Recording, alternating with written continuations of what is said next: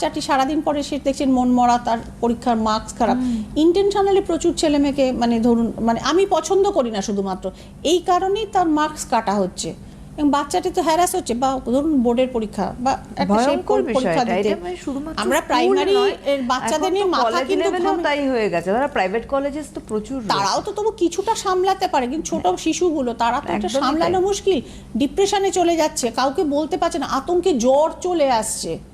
তো এইগুলো কি সত্যতা নয়?